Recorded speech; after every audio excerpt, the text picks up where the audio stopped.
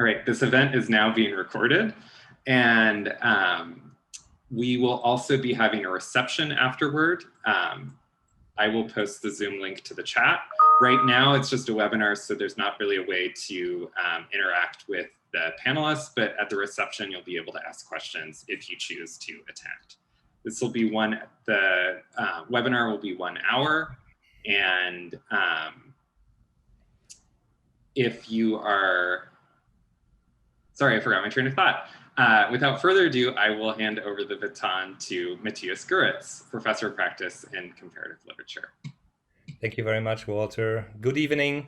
Welcome and welcome back for this second event of the second season of the International Writers Series, a new collaboration between the International Writers tracks of the program in Comparative Literature and the university libraries to celebrate new publications of creative works by writers and translators in our community at Washington University in St. Louis. Our two guests are simply fantastic. As fantastic and unique as the book we are going to talk about this evening, Olivia Lott will present her recent translation of Lucía Estrada's KATABASIS, the first full collection of poetry by a Colombian woman to be translated into English. Published by Eulalia Books, a new cutting-edge press. KATABASIS was the winner of the 2017 Bogota Poetry Prize and now, in Olivia Lott's translation, is shortlisted for the 2020 PEN Award for Poetry in Translation. KATABASIS takes its title from the Greek word for descent, referring to Odysseus or Orpheus' quest into the underworld. But this title does not only refer to knowledge quests into the underworld or the poet's journey to rescue a dead loved one, but also more broadly, KATABASIS refers to any journey into the unknown, be it into our own darkness or even into madness. In 3 chapters, Surfaces, Subsoil, and Final Descent, readers are lured into plunging into the darkness of the world and the mind. Depictions of the night, the subconscious, and the surreal are always present in these mercurial prose poems.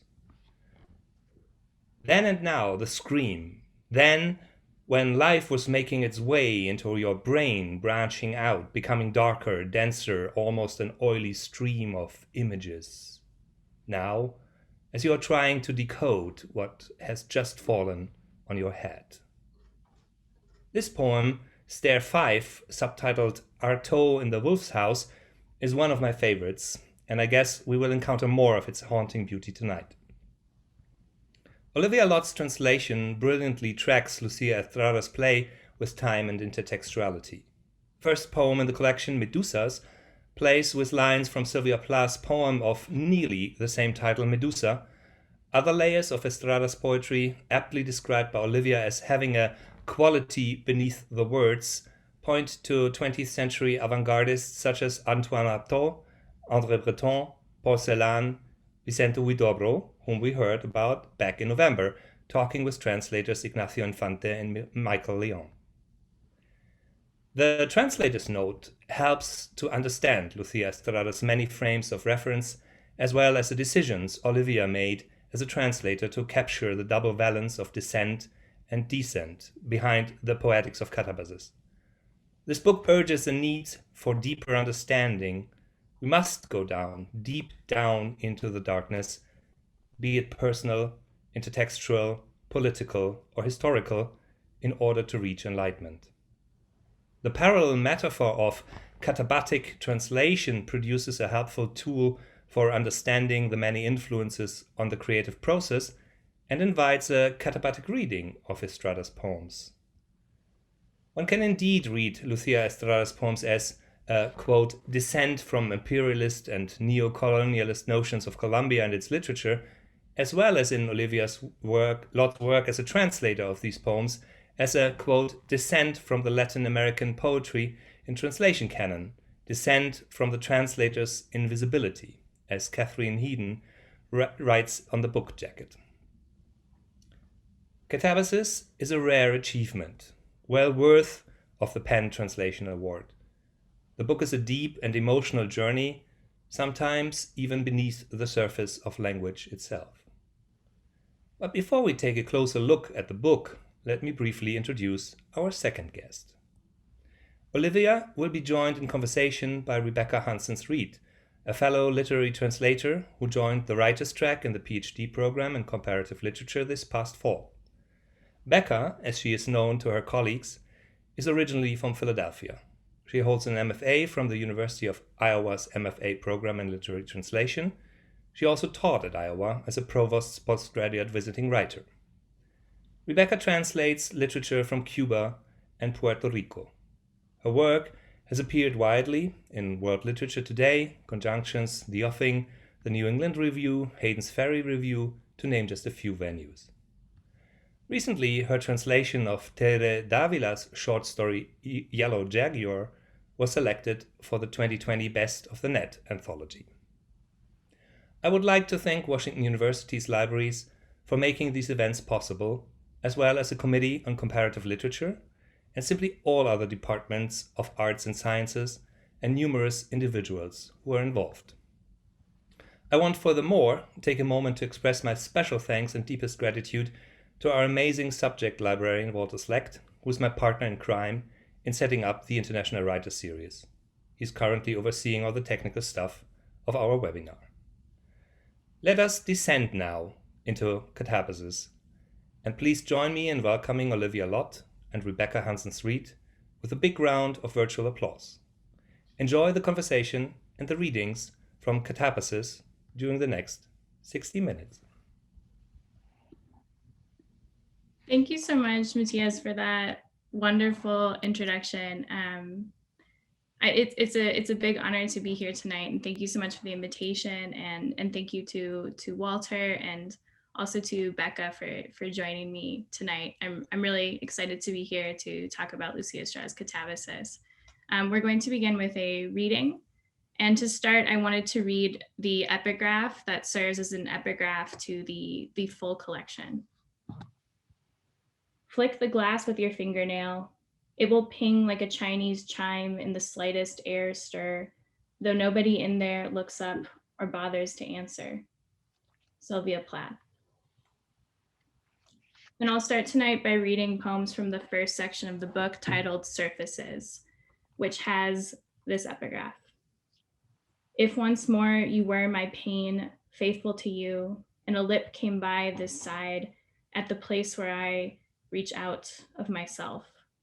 Paul Celan, translated by Pierre Juris. Medusas. You drift in a baffled sea. Your eyes cast aside ancient clarities from when a tree was a tree and the red hot salt a reason to move through the world. You let the swell cradle you like remnants of a boat. You feel sorry for yourself for what you left on the shore. Jellyfish wide open circle you. Actually, everything dangles its nets in your direction now. You want to go back because you're frightened, but it's impossible. The secret should be swallowed whole. You go back in any case inside yourself, aware of the reality of the red surge that threw you to the sea. You are breathing beyond you, beyond us. You drag out our path. I'm right behind you, but I don't know it. I sense how the days come apart, how mistakes pick up altitude, then plunge detached into nothingness. The stone that shouldered your feet for a moment turned to dust before you had a second to lament. By then, everything was just right. The light, night's clear-cut edge. More and more helpless in the whirlpool, owning more and more the freedom of flying astray. How will you call to yourself amid the uproar if words too get lost in the blue horizon? Let the current water down this shoreless time between us. Half asleep. Pounds in your ear, then slumps down, falls without falling. Water and desert scale the threshold of your head. Insect trapped in the thick of a dream. Spider weaving fever, the fall, the inside out of all the signs against you. Night spies on my silence, but blood stirs. Tide carrying debris from an inner wall pounds, then aches, the course through membranes and salt. Circles that watch over sleeping bodies. Pounds, and then is fire, scream bubbling up from the throat, unnerving the chords of reason. Vapor of an ancient fear fogs memory, time diluted, wall that separates garden from steaming sand fades away. Pounds, and then the dream slips, gets lost under ice. Whoever lies in wait for the glass knows the signs of being alive against the current. Whoever lies in wait in the middle of night knows a piece of our shadow stands by with eyes wide open. Whoever lies in wait knows it all. I'd like to read this next poem bilingually, and so in anticipation of tonight's reading, I actually asked Lucía Estrada to record her reading this poem in the original Spanish so that you can hear her voice. I'm going to play that, and then I will read the English translation.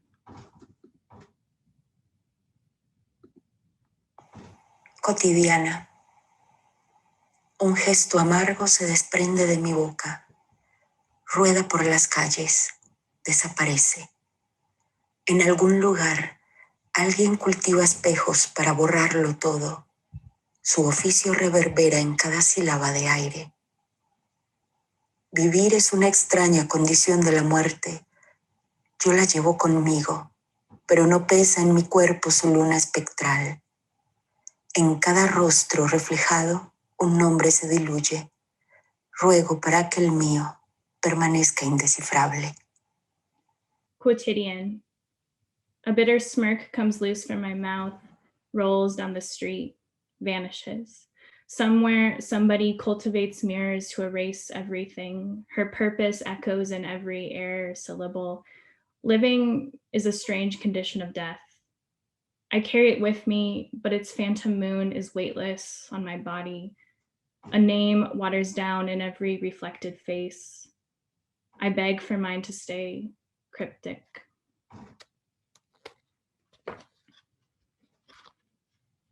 Offering. Your body fights for a moment. Your eyes have gotten used to the shadow, a rope around your neck, its glowing weight on your back. Then it's not worth it to put up your truth against a violence that sinks you effortlessly, finishes you off at the gates of you. You're shaking. Air has stripped its branches. You're a small creature between the tiger's teeth, and your blood traces damp, half-done silhouettes that know nothing about light. Inside, every fiber will burn until reduced to ash. You're shaking, a sacrificial stone snatched from night.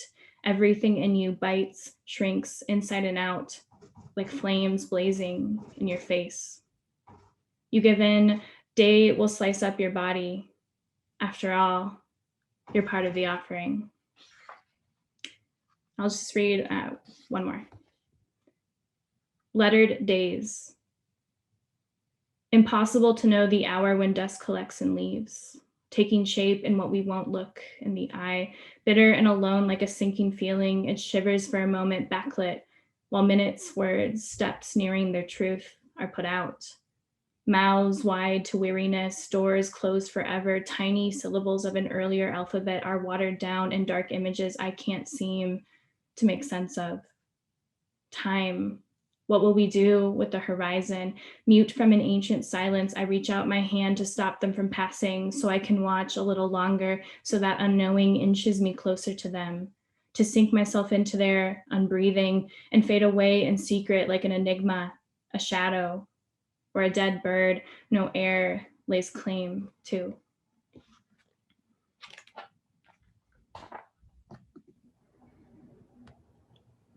Thank you, Olivia, for that gorgeous reading.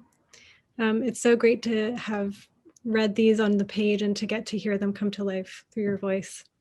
So I am so excited to get to talk to you tonight. So first, would you be able to tell us a little bit more about Lucía Estrada and what excites you about her work? Yeah, I'm really happy to be able to talk with you tonight too, Becca. Thank you for engaging with this book so closely. Lucía Estrada was born in Medellin in 1980, and she's the author of 10 books of poetry. So she's a very prolific poet. Her book has been, or her work in general, has been really well received within Colombia. She is the 2-time recipient of the Bogota Poetry Prize most recently for KATABASIS, or KATABASIS in Spanish. And she was also a finalist for the 2019 Colombian National Poetry Prize, also for KATABASIS. And I would just say that there are a couple of things that really draw me to her poetry. The first is intertextuality. There's a really heightened presence of intertextuality across all of her work, a deep engagement of literary traditions, both within and beyond Colombia.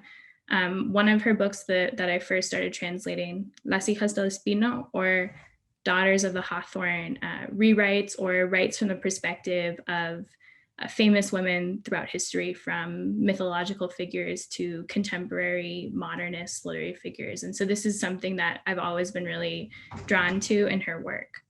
And then second, I would say that there is this undeniable avant-garde drive behind her work. There's an engagement of surrealism for sure, a drive into oniric or subliminal or subconscious worlds, alternate realities, and also some very avant-garde techniques like defamiliarization, stream of consciousness, genre bending techniques. And both of these are certainly very prominent within KATABASIS. And so this is her 10th book of poems, is that right? So what made you choose this book, or how do you see this book fitting in with the rest of her body of work? You sort of touched on that already, but yeah. Yeah, definitely. I think that this book continues in many ways in the overarching trends of her work. But I think one thing that really draws me to KATABASIS is this depth of emotional meaning that's communicated across this book, that I view as profoundly responsive to the intertextual layers. And so for me, KATABASIS is very representative of her larger oeuvre, but it's sort of this, for me, this is so far the peak of it. Yeah, so let's talk some more about KATABASIS. Matthias gave a really wonderful description of the book.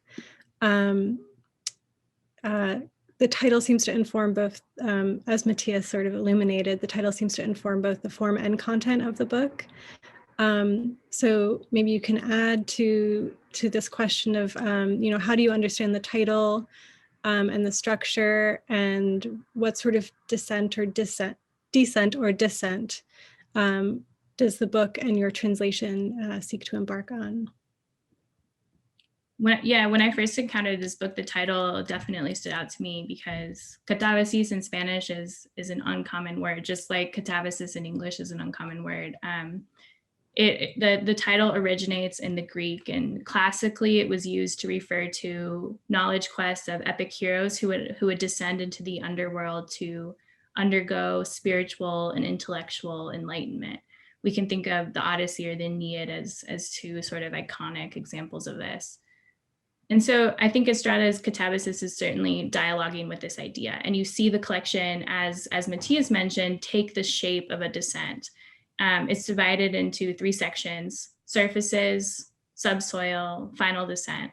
But I also think you see, you get this downward drive, or this drive below layers that comes across in the way that each section shifts. And so we begin at a place that really is this surface, but it's a liminal area, or to say it differently, surface becomes a really liminal area in this book. The distinction between land and water, that feeling when you're half asleep, but you haven't fully drifted off and you haven't fully waken up, some of the dark spaces of the mind. And so each section really goes further into these depths, and in some ways becomes more abstract. The final section is really thinking about the depths of writing. And at the same time, I see the form of the book to be very engaged with this idea of KATABASIS as something that goes beyond the surface. And so you see an engagement of literary models and poetic devices that are aiming at going beyond the surface. And this ranges from confessional poetry's attention to the inner life, to surrealism's exploration of the subconscious, to psychoanalysis, to techniques of defamiliarization, ekphrasis, or the kinds of pressures that prose poetry puts on the lyric. And so I definitely agree with you and Matthias that katabasis is both content and form here, and that's why I've taken to calling some of this, some of the project of this book, katabatic poetics, because I think that's really fitting of what Lucía Estrada is doing in this book.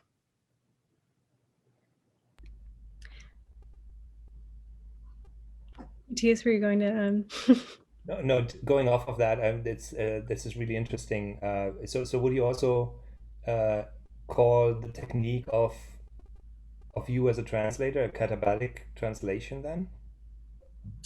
Yeah, And I'm really. How would you define that for us? That's a great question. I'm really interested in the idea of translation as katabasis, because if you think of katabasis, the sort of exploration connotation that the word has, katabasis is going into the unknown, or going into the unknown in English in this case, and coming back with, I don't know, a type of enlightenment, or bringing something out into the surface that wasn't there before. But with regard to process, for sure, I think that that's something that I've tried to do in this book with the way that I've approached the various layers of meaning. So not just thinking about the linguistic meaning, but really looking at the emotional meaning and the intertextual meaning. So I don't know exactly how I would define it, but I really like that idea, and I'm still thinking about it a lot. I know that Rebecca is always very fond of metaphors for translation. So Rebecca, how did you read that? Sorry, how did I read which bit?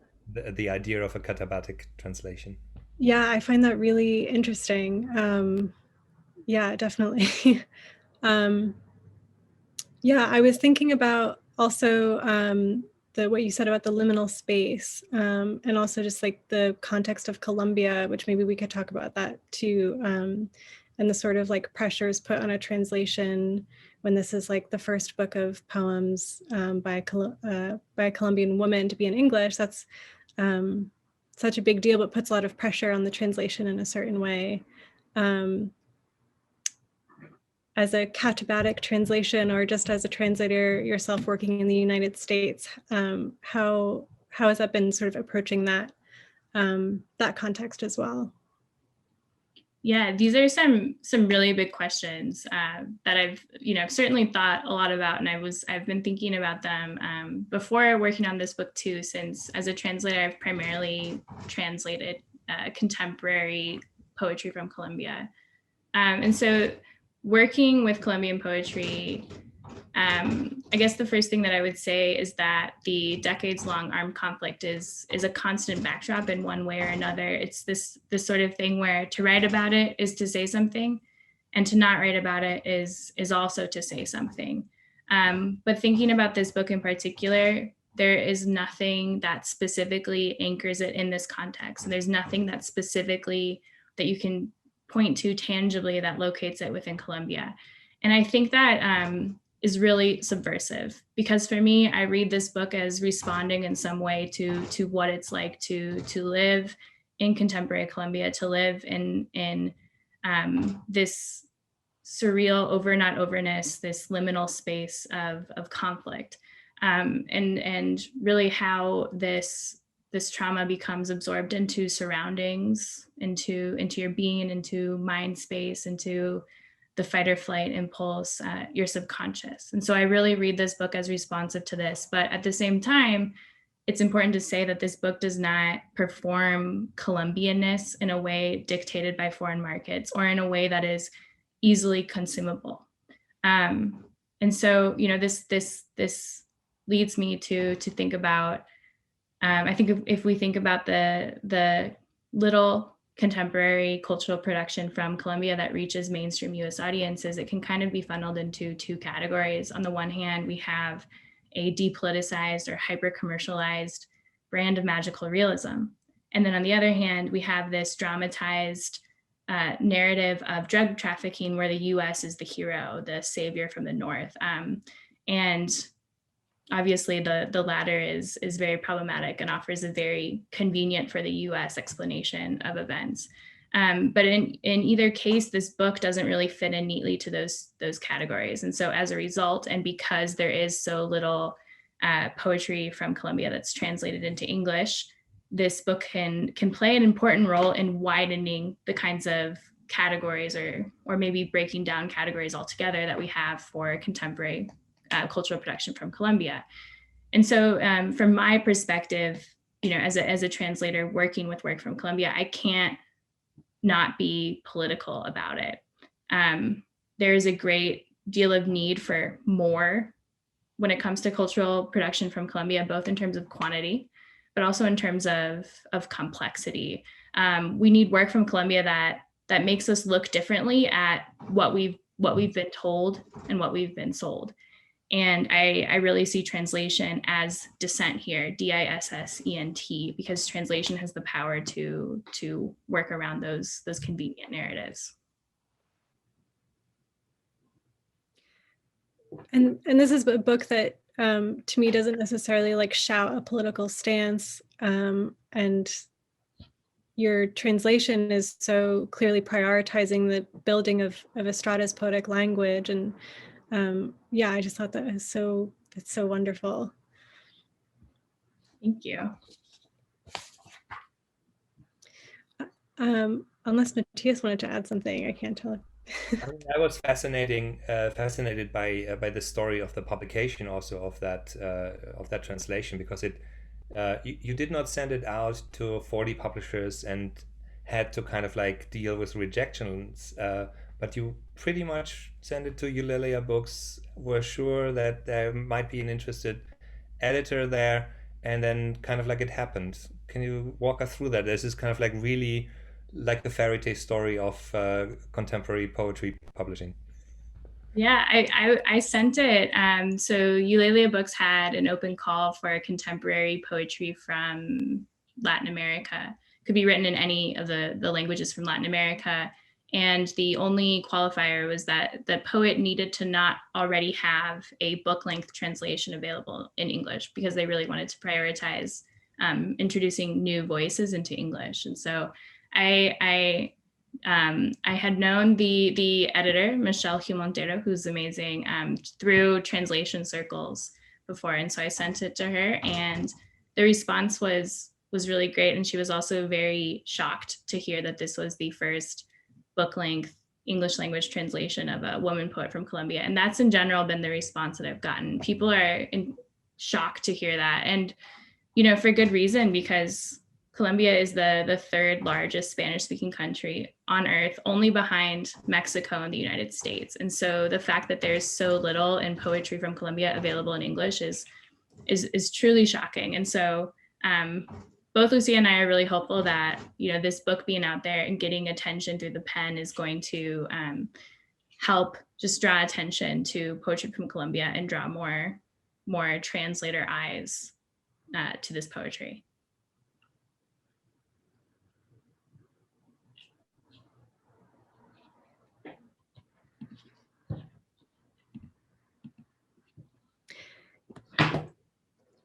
I also was going to draw attention to this, one of the blurbs on the back of the book, which I thought was so, all this was before I knew what Matthias was going to say. And I think Matthias also said it really perfectly. But this blurb from Andrea Cote Botero, who I believe is a poet you've also translated. So she really perfectly describes katabasis, and in a way that I think this sort of also touches on some of the stuff we've been talking about. Botero says, katabasis is the motion by which the poet rids herself of her anchors and embarks on a descent into the depths of night, its veil of penumbra that amounts to all things. Night, liberated, cosmic expanse of shadows, transforms into an ocean for bodies, now without memory or longing, to dock at the nowness of language, the one place of limitlessness. And this made me also think of, as we've sort of been talking about, the ways that these poems and your translations are also sort of like identifying and transgressing thresholds, both like linguistic and also cultural. Yeah, thank you for reading that blurb. That's a really great description of the book by Andrea. I love the poetics of uprootedness. I think that's a very apt descriptor for sure. Would you like to read some more poems? Sure. So I'd like to read from the second section of the book, which is titled Subsoil. And once again, I'll begin with the epigraph. Here's my hand. It's not plaster, even though it's coated in dust and mortar. I know it can bleed.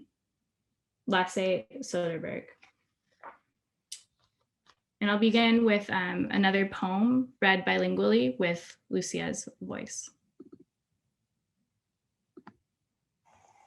Memoria de humo y ceniza. Pregunto por lo que hubo aquí antes de nosotros, por el vestigio de palabras muertas que nadie pronunció, que nunca nadie oyó. Restos de un lenguaje intemporal, de escrituras afiladas y relucientes como las escamas del último pez. Piedras y árboles y huesos todavía humeantes por el asalto de un mediodía sangriento. Aún es posible ver arder las estrellas, pero nada nos hablará al oído. También el silencio, que guarda la hora del mundo, se ha retirado. Un rumor enemigo y salvaje es todo cuanto queda. Profile of smoke and ash. I ask about what was here before us, about the shards of lifeless words nobody sounded out, nobody ever heard. Scraps of timeless language, razor sharp writing, glossy like scales on the final fish, stones and trees and bones still steaming from the blows of a blood-spattered noon. We can still see the stars burn, but nothing will whisper in our ears. Silence, keeping watch over the world's time, has taken off too. A wild enemy hum is the one thing left behind. Profile of dust and bone. My fear of finding out what is taking uneven breaths behind the wall. Not a word, not even a question, maybe a strange, thirsty creature like me. I exist in unchanging places, unchanging earth shaken by years, unchanging humid air, light pooled by thousands of suns on the brink of dropping fully out of sight. The same shadows cast by the moon over Alice's rabbit hole, bodies breaking away from bad omens. Sometimes I spot blurry signs in bowls of water. I drink them down until I see that weariness takes the shape of a dark wanting. My love turns pale under the see-through weight of a destiny. It seeks nothing, lays hands on nothing. My love like the urge to become a cat, a trapeze, something tangible and able to buckle just like so many other things in the world. For a while now, the sea ripples in my ear, wipes out bridges I built in my dreams, salt bites at the root of my tongue, house roof, garden clovers, corners where the hair slips away. There's a way out, but we have to dig until our fingers touch down, work our hands to the bone until we find the lock, dig until we're back at the beginning, until we can't recall anything, until we're just bone, rock, a piece of what once was and now means nothing. Outlines. There's a line in all the ones you've set aside where I begin to fade away. And like the wind that endlessly sways branches, I come back from the end to my birth. A single wave from your hand in the emptiness is enough to set in motion this new days of hours, minutes, shadows eaten away. I circle myself, no limit stands in the way, but every inch of me knows. Winter keeps each step in view. If I light a flame, it's so I don't lose track of myself. If I close my eyes in the light, it's so I exist secretly behind eyelids. Everything that has been will come back to push its way through grass. It's not risk-free. Here and there, everything creaks. Heart will always be at the peak of its dying. For its dying, air, water, rust will cut across to the other side. Black ink from a black sea flows from your hands to mine, squeezes the bait, spews jumbled words. But here's where I start to fade away. Dark line keeps to its course, 3 key turns, and the body will feel its phantoms, its thick blood, the absurd shape of its interior. Air, blood, shapes, words tiring out their star, safeguarding circles, remember in cold blood the time of sacrifices to a god as intangible as the urge to turn back. Stone, sand, abyss, silence that trails the crash, war cry, tempest. It mixes up with mine, white, shaky. But who says I take place in the world?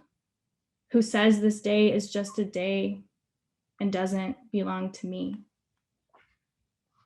And I'll read just one more from this section. Shaded, dream tinted by madness, news of ships getting lost in the distance, salt ache speaking through women's mouths. In someone's hands, I read her helplessness, news now splintered like their bodies before. They reappear, eyes on us, all likelihoods of terror collected in the spasm of knowing they're alive somewhere, breathing in ash air that carries them far away, farther than death. Somebody screams out their names, but we're the ones being called.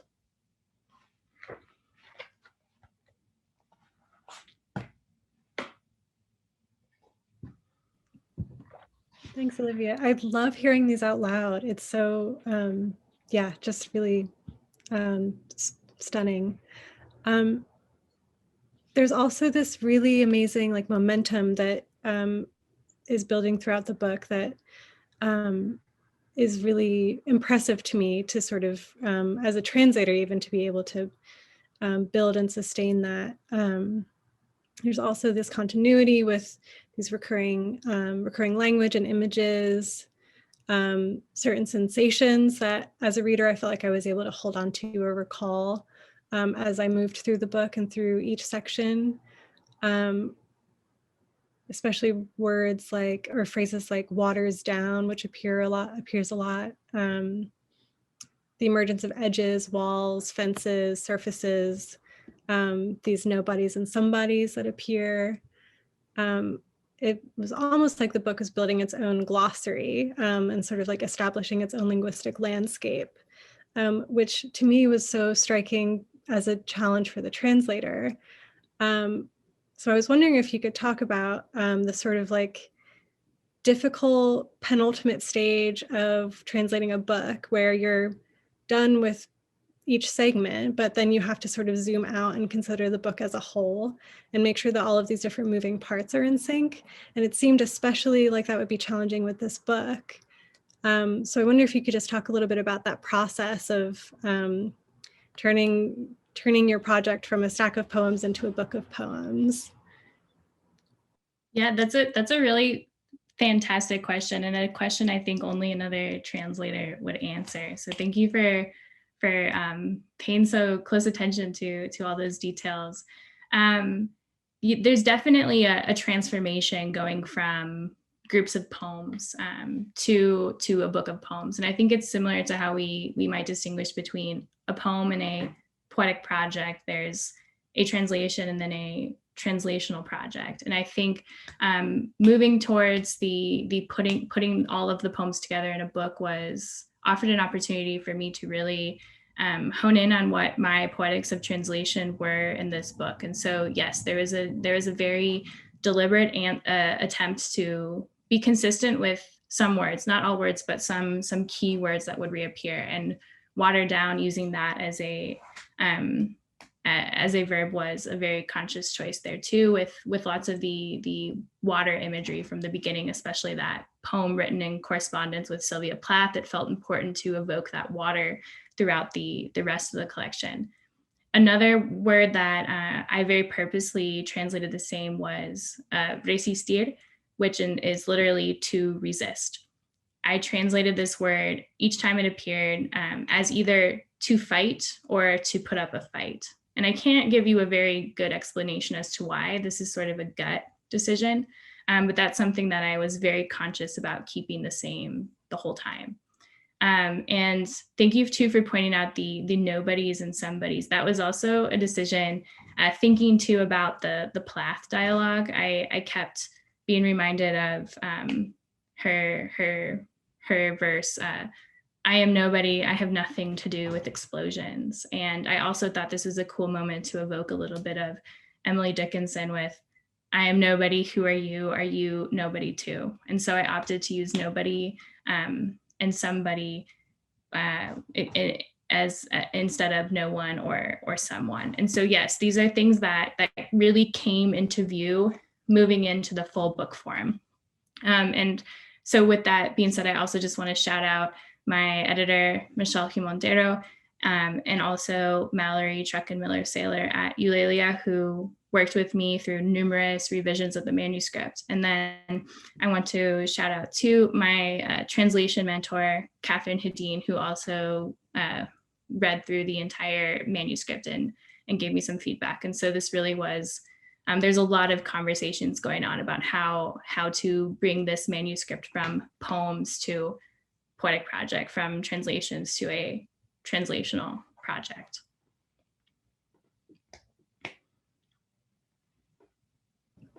It's so much work, and I feel like we could always talk more about how much work and like beautiful obsession goes into it, which is clearly present in this book.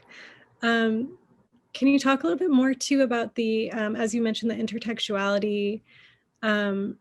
How did you go about, like at what stage of the process did you begin to engage with all of these other texts? Yeah, I'm also interested in, maybe this is for like after you answer this, but I'm also interested in like with an intertextual piece like this, how now bringing it into this translational space can also like enhance that intertextual element. So yeah, maybe we could talk about that. Yeah, I love that question too, because I definitely think of this book as a translational book in a lot of ways. It's extremely intertextual, and there's a number of dialogues that are explicitly mentioned in it. I wrote them down just so I wouldn't forget, but there are, these are the poets that are explicitly mentioned in the book: Paul Celan, Maros de Giorgio, Sylvia Plath, Lasse Soderberg, and Blanca Varela, and then also Antonin Artaud. And there are pretty clear references to André Breton and Vicente Huidobro as well. And so this is a book that is really dialoguing with the intertextual as one of the spaces that grounds the book. So if we think of a poetics of uprooting, like Andrea Cote said of the book, the intertextual is something that offers this plane for the book to exist in during the katabatic journey. And so the intertextual access of the book was something I certainly knew when I began the project and thought was very interesting, but I didn't really seriously begin working with it as a space of translational creation until further into the process. And a lot of this was because it's been so wonderful to work with Lucía Estrada, and she's really empowered me to be creative with the translations and to assume my own artistry in the translation. And so I was able to use these intertextual anchors as moments to push the translation. And so the most obvious dialogue is with Sylvia Plath. The whole book is written in as a type of correspondence poem with Plath. And so one of the things that I did when I was in the final stages of this book was I noticed that Plath uses a lot of these clipped nouns in her poems. For example, the epigraph mentions a air stir, not a stir in the air. And this is a phrase that is not really syntactically malleable in Spanish. The order has to remain the same. It would be the equivalent of a stir in the air.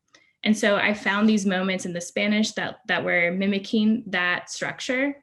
And I was able to incorporate this sort of Plath-inspired clipped noun. So for example, sílaba de aire became air stir, dolor de sal, salt ache.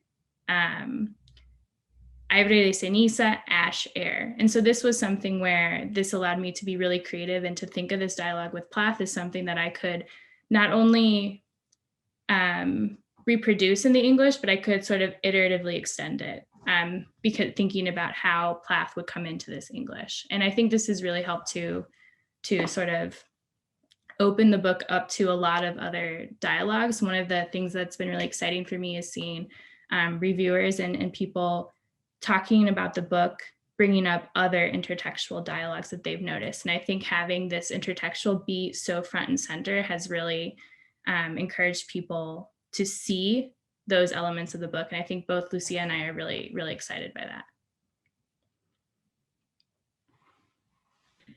Yeah, I find it so interesting too that, you know, by bringing it into English, you're like almost more directly engaging Plath and Dickinson in that conversation. But of course, there are also some other texts that you engaged with that were, you then engaged with the translation of the text that was, that were present in these poems. Yeah, there was a couple cases where I noticed some other intertextualities that I wanted to further accentuate in the translation. And part of this is really thinking about my own readings as a translator. And so I would think a lot of the linguistic economy that I associate with translations by Catherine Hedin and Victor Rodriguez Nunez, and trying to bring that into my translation. Also reading Michelle Gimontero's translation of Valerie Meyer Caso, the attention to sound in that translation was something that I also really wanted to bring into this one. And then I also hear Olga Orozco and Maria Mercedes Carranza in this book, and those are two Latin American women poets that haven't been translated into English. And so, but still trying to find a way where I could signal to them at different moments of the translation the best I could. It is so fascinating to hear you reading your translations aloud, and also to hear Lucía read and phrase her text. So voice is a category, it's kind of like nearly the ungraspable side of a literary work, the voice of an author. Same goes for some reason for the voice of a translator. If you were be asked to describe the voice of the author and the voice of the translator, how would you do that? It's a very tough question. I might not answer it and say that I think that one thing that's been really interesting about reading this book, so I'll say it like this. The first time that Lucía and I ever read together was actually after the book came out. And so this was at the end of October over Zoom. And Lucía doesn't know English, but she heard me read the book for the first time, and she felt like she could recognize the poems in this English. And I felt like when I heard her reading from the poems in Spanish that I was also hearing the translation. And so I don't know exactly what the voice of the author and the voice of the translator is like, but I do think that they're existing parallelly. There's some autonomy, right? But they're existing parallelly in this same space, and that's what's really beautiful about translation. That also makes me think of something you said in your preface, which I don't think we've talked about, but I was so excited. I told Olivia when I was reading this preface, I like shouted out loud because I was so excited about just about like how dexterously it talks about both like the politics and the like culture and the poetics of translation. And just like all of these different quandaries that one has to confront. Would you mind if I just read a selection from this really quick? That I think this just perfectly speaks to your question, Matthias. So Olivia, you wrote, no text is entirely original, but rather a constant recycling of poetries, images, and thoughts we read and digest. The literary translator, like the original author, like the reader, dives deeper into her poetry by way of personal renderings, experiences, and influences. It is through layers of translation that poetic voices come into being. Yeah, definitely. This is something, that I've been thinking a lot about too, because, as someone who studies translation theory, there are decades of translation theory that tell us that, no translation is entirely objective, right? That a translator's background goes into the translation no matter what. And then I've also been thinking about Karen Emmerich's, some of the vocabulary that she uses to talk about translation in her book, Literary Translation, The Making of Originals, particularly the idea of growth and iterative extension. And so thinking of translation as these things sort of already imbues in translation, also the action, but also the translator's role in it. And so that's something that I thought about when working on this book was, how do I iteratively extend this book in a way that makes sense with the book or is true to the spirit of the book?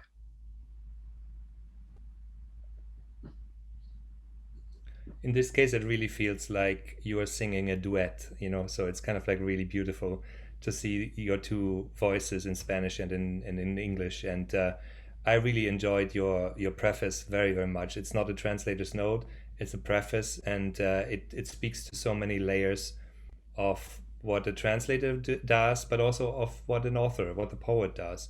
And to think about that as the construction of the poetic voice is really the same from the perspective of a translator than it is from the perspective of the poet. Did you talk about that with Lucía many times, and about the technicalities of creating voices? We talked a lot about the technicalities of some of the poems. I asked her a ton of questions, and especially during the late stages of the book. But I think one thing that we both purposely didn't talk about was going too far into our own interpretations of the book. I think it was important to keep this sort of defamiliarized approach to the book when I was translating it, so that my voice could come into this book in a way that was really true to my reading experience of it, which is, part of this, I think, this idea of translation as katabasis too. And so that was something that she really empowered in me and encouraged. And so I'm very, very grateful for that creative freedom that she gave me throughout the process.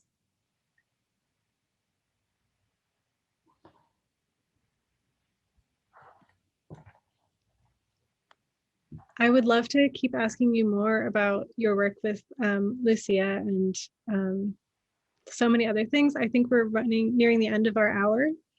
So I would love, maybe if you feel ready to close the conversation, we can hear from the last section of the book.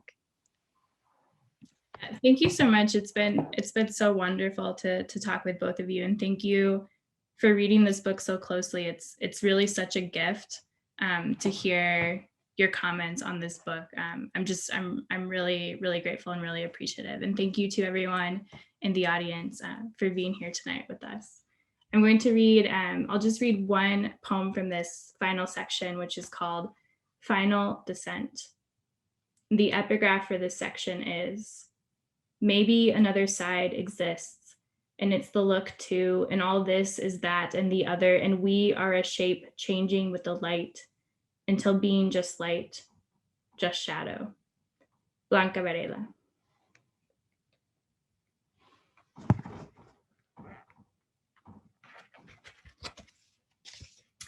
Stair 5 with an epigraph.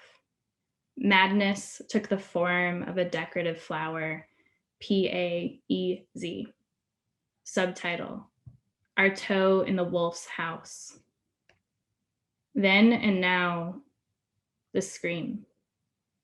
Then, when life was making its way into your brain, branching out, becoming darker, denser, almost an oily stream of images, stones, red-hot knives, all on the brink, all of a sudden carried out.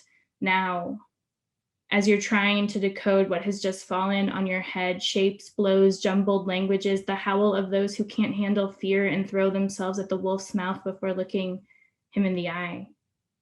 Now, as your thoughts abandon you at every level, nobody was as close to herself as this thirsty animal waiting for you on every turned page and every word set to flames, ember in the thick of palate and teeth, unbearable, loyal scraps which I was able to rescue from utter nothingness.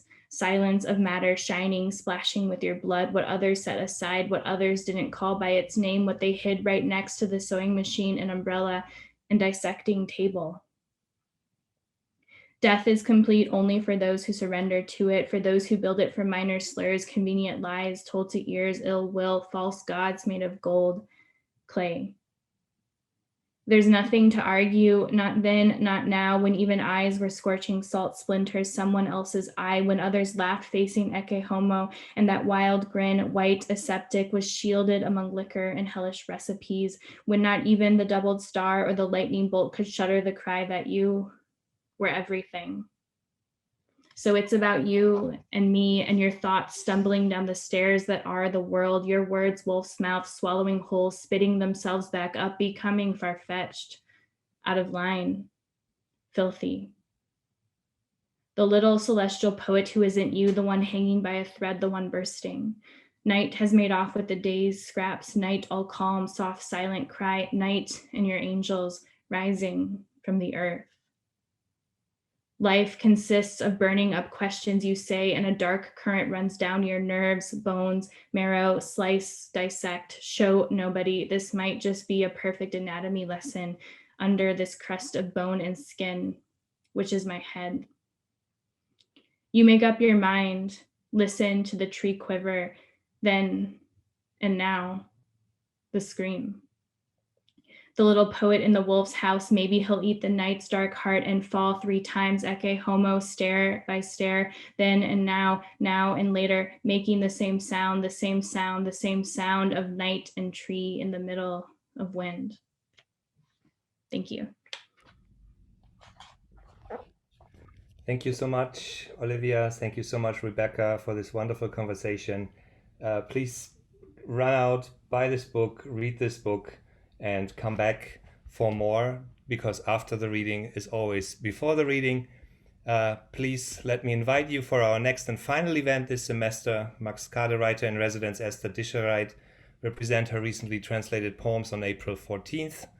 We wish you a wonderful week. Be careful while descending, and remember to join us now for the after party. Walter is sending you the link once more right now. You'll find it on your screen in the chat. Please copy paste. Thank you for being with us.